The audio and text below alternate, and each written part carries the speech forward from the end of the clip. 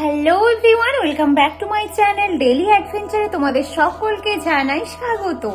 আজকে আবারও একটা নতুন ব্লগ নিয়ে তোমাদের কাছে হাজির। তো এখন আমরা বসে গেছি হাওড়া স্টেশনে, আর এই জাস্ট আমরা হাওড়া পৌঁছালাম।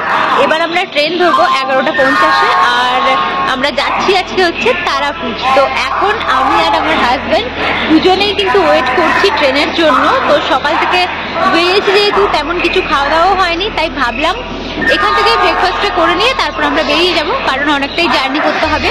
তো চলো, কোথায় খাচ্ছি কি খাচ্ছি সবকিছুর কিন্তু ডিটেলস থাকছে আজকের এই ব্লগটাতে। আর হ্যাঁ, আর একটা ইম্পর্টেন্ট কথা তোমাদেরকে জানিয়ে রাখি, আমি যখন গেছিলাম তখন কিন্তু ট্রেনের টাইমিংটা একটু আলাদা ছিল। এখন চেঞ্জ হয়ে গেছে, 12:15 থেকে হাওড়া স্টেশন থেকে ট্রেনটা ছাড়ে। হাতে যখন মোটামুটি অনেকটাই টাইম আছে, তাই আর বেশি দেরি না করে ভাবলাম এখান থেকেই ব্রেকফাস্টটা করে নেওয়া যাক। সামনেই দেখতে পেলাম ফুড প্লাজা রয়েছে, তাই ভাবলাম ফুড প্লাজা থেকেই আজকের আমাদের ব্রেকফাস্টটা আমরা করে নেব। এই যে চলে এসছে একদম ফুড প্লাজার সামনে, আর এই ফুড প্লাজাটা হচ্ছে একদম হাওড়া স্টেশনের মধ্যেই।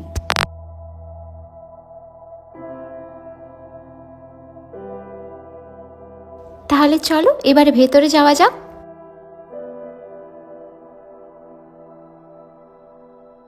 চলে এসছি একদম ফুড প্লাজার মধ্যে। এই যে ভিড়টা তোমরা দেখতে পাচ্ছ, বাপরে বাপ প্রচণ্ড ভিড়। তোমরা চাইলে ওপরে যে সিঁড়িটা দেখা যাচ্ছে সেই দিক দিয়ে ওপরেও সিটিং অ্যারেঞ্জমেন্ট আছে, সেখানেও তোমরা চাইলে বসতে পারো। তবে আমরা আর ওপরে যাইনি, নিচের থেকেই ভাবলাম ব্রেকফাস্টটা করে নেব। সামনের এই যে কাউন্টার, এখান থেকেই অর্ডার দিয়ে কুপনটা নিয়ে নিতে হবে, তারপর চলে যেতে হবে অন্য কাউন্টারে। সেখানে গিয়ে কুপনটা দেখালে তোমরা যা অর্ডার করেছো সেটা তোমাদেরকে প্রোভাইড করে দেবে। আমরা ঝটপট বেশি দেরি না করে অর্ডার দিয়ে দিয়েছিলাম, আর আমাদের অর্ডারও একদম হাজির। এখানে বেশিক্ষণ টাইম লাগায় না, মোটামুটি ওই 10 থেকে 15 মিনিটের মধ্যে অর্ডার চলে আসে। যেহেতু সকালবেলা কি খাবো করে ভাবতে ভাবতে করে নিয়েছিলাম ধোসা। এখন ধোসা কিন্তু আমাদের প্লেটে একদম হাজির। আর তার পাশেই ছিল একটা ফ্রুট জুসের কাউন্টার, সেখান থেকে নিয়ে নিয়েছিলাম একটা মিক্সড ফ্রুট জুস। মোটামুটি সব ধরনেরই ফ্রুট জুস ওখানে পাওয়া যাচ্ছে, তবে ভাবলাম মিক্সড ফ্রুট জুসটাই নিয়ে নিই। ধোসা আর মিক্সড ফ্রুট জুসের সাথে আজকের আমাদের ব্রেকফাস্টটা আমরা কমপ্লিট করে নিচ্ছি। দারুণ টেস্টি। এখানকার ধোসার কোনো কথাই হবে না। আমরা টেস্ট করার পর বুঝতে পারলাম অসম্ভব সুন্দর খেতে, তার সঙ্গে জুসটাও মারাত্মক টেস্টি ছিল। তোমরা যদি হাওড়া আসো আর ব্রেকফাস্টের জন্য হাতে টাইম থাকে, তাহলে অবশ্যই ফুড প্লাজা ট্রাই করো। খাওয়ার কোয়ালিটির কোনো কথা হবে না, তার সঙ্গে এখানে সব কিছুই সেলফ সার্ভিস। মোটামুটি খাওয়া দাওয়া আমাদের কমপ্লিট করে নেওয়ার পর চলে এসেছিলাম প্ল্যাটফর্মে। আর এই যে এসে যখন দেখি আমাদের ট্রেন এসে একদম হাজির। ট্রেনটাতে যখন আমরা এসে দেখি প্রচণ্ড পরিমাণে ভিড় ছিল, তাই ভাবলাম একদম ফাঁকা হয়ে গেলে, সবাই উঠে গেলে তারপরে উঠবো আমরা, কারণ এত ধাক্কাধাক্কি করে উঠে কোনো লাভ নেই। এই যে উঠে গেছি একদম ট্রেনের মধ্যে, আর ট্রেনটাও কিছুক্ষণ পরে ছাড়বে। পুরো কম্পার্টমেন্টটা একদম রামপুরহাটের, মানে পুরো সিট একদম বুকিং, সবাই কিন্তু সেই রামপুরহাটেই নামবে। আমরাও নিজেদের সিট খুঁজে যথারীতি বসে পড়েছি। এই যে 19 আর 20 উইন্ডো আর মিডিল, এই দুটো সিট আমাদেরই ছিল। ভালো হয়েছে, একদম পাশাপাশি পড়েছে।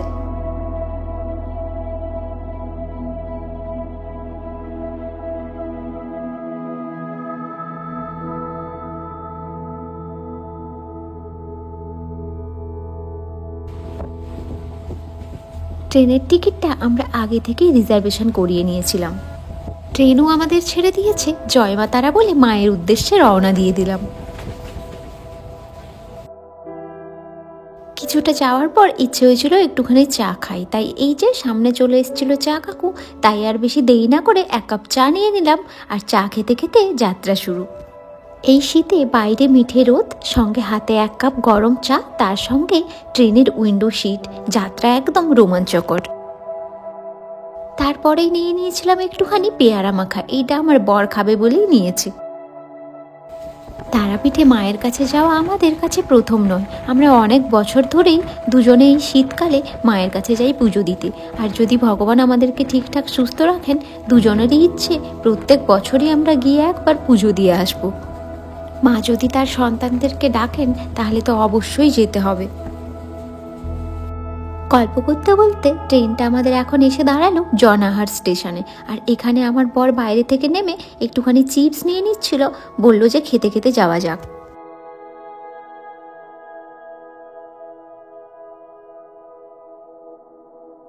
এদিকের মাঠ ঘাট গাছপালা প্রকৃতির একটা অন্যরকম অনুভূতি হচ্ছে। তার সঙ্গে সব থেকে যেটা বেশি দেখলাম খেজুরের গাছ, অনেক খেজুরের গাছ রয়েছে এই দিকটায়। গল্প করতে করতে ট্রেনও আমাদেরকে গন্তব্যে পৌঁছে দিল। আমরা পৌঁছে গেছি এখন রামপুরহাট স্টেশনে। রামপুরহাট স্টেশন থেকে তারাপীঠ যাওয়ার জন্য টোটো বা অটো করে যেতে পারো। তোমরা শুধু একবার ভিড়টা দেখো, এতটাই ভিড়, সবার যাত্রা মায়ের উদ্দেশ্যে। এই ট্রেনটা ম্যাক্সিমাম টাইমই রাইট টাইমে থাকে, মোটামুটি 3:40 থেকে 3:50 মধ্যে একদম রামপুরহাট স্টেশনে নামিয়ে দেয়। এইদিকে তোমরা যত মানুষ দেখতে পাচ্ছ, মানে মোটামুটি প্ল্যাটফর্ম 1-এর মধ্যে যত মানুষজন দেখছো, সবার যাত্রা তারাপীঠের উদ্দেশ্যে। সবাই যাচ্ছেন তারাপীঠে, ওই একটা ট্রেন থেকেই সবাই নেমেছেন। আর এখানে আমার বর মাঝে মাঝে পিছন ঘুরে দেখছে আমি যাচ্ছি না কোথায় হারিয়ে গেলাম। 1 নম্বর প্ল্যাটফর্মে নেমে সামনে একটুখানি এগিয়ে গেলেই বাঁ দিক দিয়ে ঢুকে গেলেই একদম স্টেশনের বাইরেটাই পৌঁছে যাবে। ভালো রকমেরই ভিড় ঠেলে ঠুলে এখন আমরা একদম চলে এসেছি স্টেশনের বাইরেটা। আর তোমাদেরকেও একটু দেখিয়ে নিচ্ছি স্টেশনের বাইরেটা কেমন।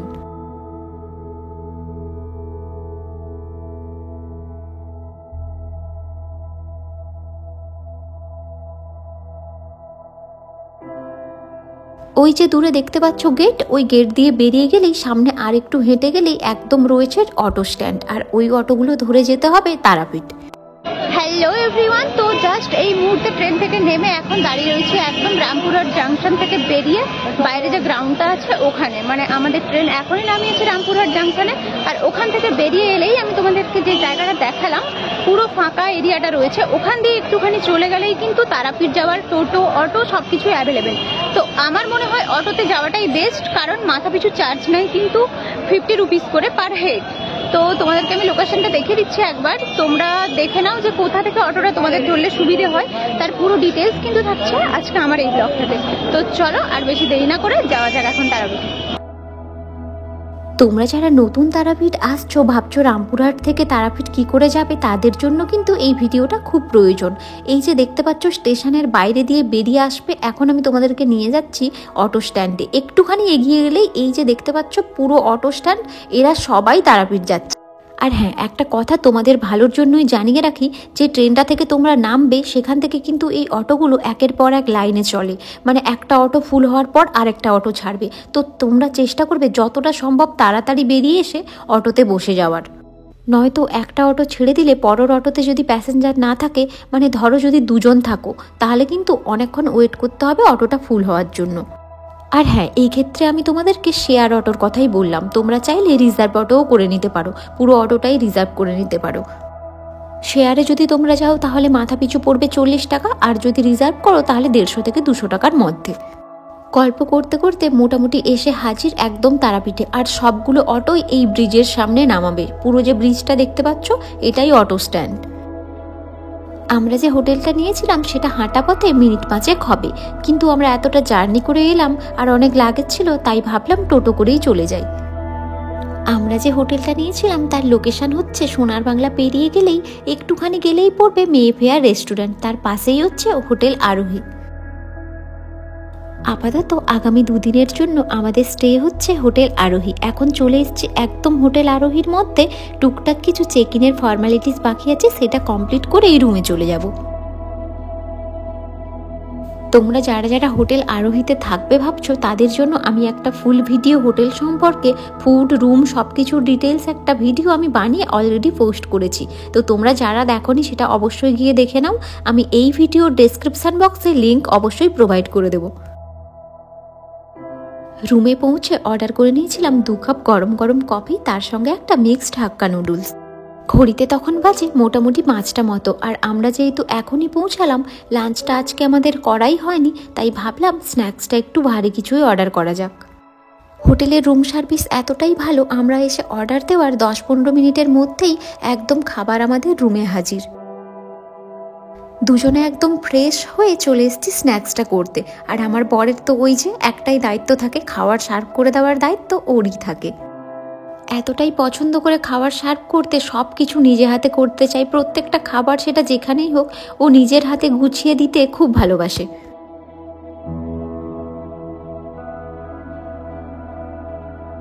খাবারের কোয়ালিটি কতটা ভালো সেটা তো তোমরা ওর রিয়াকশন দেখেই বুঝতে পারছো। খাওয়া দাওয়া কমপ্লিট করে নেওয়ার পর আমরা একটুখানি রেস্ট নিয়ে নিয়েছিলাম। তারপরে উঠে দুজনে ঝটাপট রেডি হয়ে বেরিয়ে পড়েছিলাম একটু বাইরের দিকটা। এই যে দেখতে পাচ্ছ হোটেল সোনার বাংলা, এর একদমই কাছে আমাদের হোটেল আরোহী।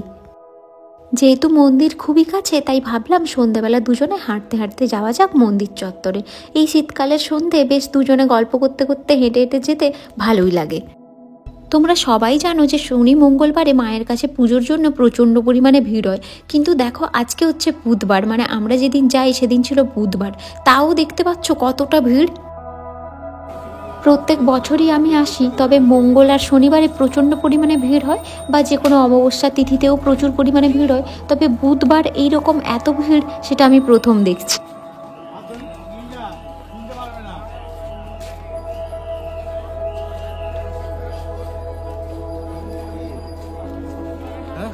রাস্তা থেকে মন্দির অবধি যে গলিটা গেছে সেই গলির দু সাইডে তোমরা বিভিন্ন রকমের দোকান পেয়ে যাবে, মানে প্রত্যেকটা জিনিসের সুন্দর সুন্দর দোকান পেয়ে যাবে, সেখান থেকে তোমরা চাইলে কেনাকাটাও করতে পারো। আজকে আর আমি বিশেষ কিছু কিনলাম না, যেহেতু আমরা দুদিন থাকছি তাই ভাবলাম কাল এসে নিজের পছন্দ মতো কিছু কেনাকাটা করে নেব। এই যে দোকানটা দেখতে পাচ্ছ এখন, এই দোকানটা আমার ভীষণ পছন্দ হয়েছে, এখানকার জিনিসপত্র আমার খুব পছন্দ হয়েছে। আর আমি যতবারই আসি না কেন কাঁসার কিছু না কিছু ছোট হলেও আমি কিছু এখান থেকে কিনে নিয়ে যাই। আমরা দুজনে নিজেদের মতো গল্প করতে করতে প্রায় সন্ধ্যেটা অনেকক্ষণই 1-2 ঘন্টা মতো তো হবেই এইখানেই আমরা কাটিয়েছি।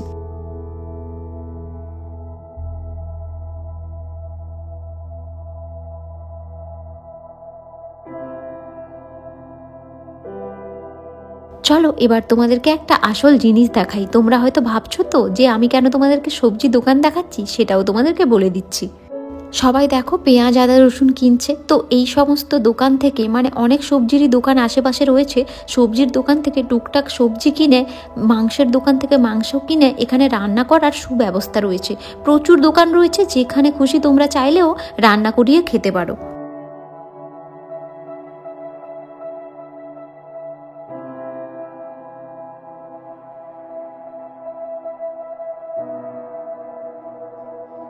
পাশেই যে চিকেনের দোকানগুলো দেখতে পাচ্ছ, এইসব দোকান থেকে চিকেন কিনে তার দু সাইডে যতগুলো রান্নার দোকান দেখছো সেখানে গিয়ে তোমরা দিলে মোটামুটি 1 ঘন্টার মধ্যে ওনারা রান্না করে দেবেন।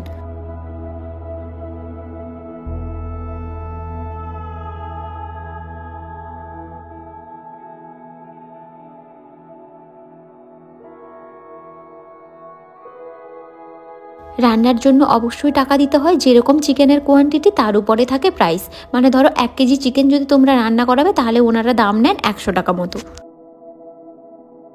কন্টেনার থেকে প্রয়োজনীয় সমস্ত জিনিসপত্র এনাদের কাছেই থাকে, আবার তোমরা চাইলে বাইরে থেকেও কিনে দিয়ে দিতে পারো। মোটামুটি এনাদের কাছে 1 কেজি চিকেন ধরার যে কন্টেনারগুলো তার দাম হয় 30 টাকা। আর হ্যাঁ, রান্নার জন্য এক্সট্রা মানে টমেটো, ধনেপাতা বা গাজর, ক্যাপসিকাম, আলু এগুলো দিতে চাইলে তোমাদেরকে এক্সট্রা কিনে দিতে হবে। এখানে আসলে এখানকার ফেমাস মাটনটা তোমরা ট্রাই করতে পারো। এই যে চলো এবার তোমাদেরকে একটা কমন জিনিস দেখাই। এখন যে তোমরা দোকানটা দেখতে পাচ্ছ স্যালাডের দোকান, সেরকম দোকান এখানে আসলে অনেক দেখতে পাবে। রাস্তার দুপাশে অনেক দোকান দেখতে পাবে। সেটা কেন, কি জন্য এসব বিক্রি হয় সেটা তোমরা অবশ্যই ভালো করেই জানো। তাই আর আমি ভিডিওতে বললাম না। অনেকক্ষণ তো এখানে ঘোরাঘুরি হলো, রাতও তখন মোটামুটি প্রায় 10টা মতো বাজে, তাই ভাবলাম এবারে রুমে যাওয়া যাক। মোটামুটি এখন আমরা একদম চলে এসেছি হোটেলের সামনেটা, আর রাতের পরিবেশটা এখানে তো জাস্ট বলার ভাষা নেই। হ্যাঁ, একটু একটু ঠান্ডা অবশ্যই লাগছিল। চলো এবার রুমে যাই। আমরা যখন বাইরে গেছিলাম তখনই আমরা খাবারটা অর্ডার করে দিয়ে গেছিলাম, আর আসতে না আসতেই ওনারা রুম সার্ভিস দিয়ে দিলেন। আজকে রাতে আমরা নিয়েছিলাম রুমালি রুটি, তার সঙ্গে কড়াই চিকেন আর একটা গ্রিন স্যালাড। তাহলে চলো আজকের মতো ভিডিওটা এখানেই শেষ করছি। কেমন লাগলো তোমাদের অবশ্যই কিন্তু আমাকে কমেন্ট করে জানিও, আর ভালো লাগলে একটা লাইক করে দিও। আর যারা আমার চ্যানেলে একদম নতুন এরকম টাইপের ভিডিও দেখতে চাও তারা কিন্তু আমার চ্যানেলটিকে সাবস্ক্রাইব করে দিও। চলো টাটা।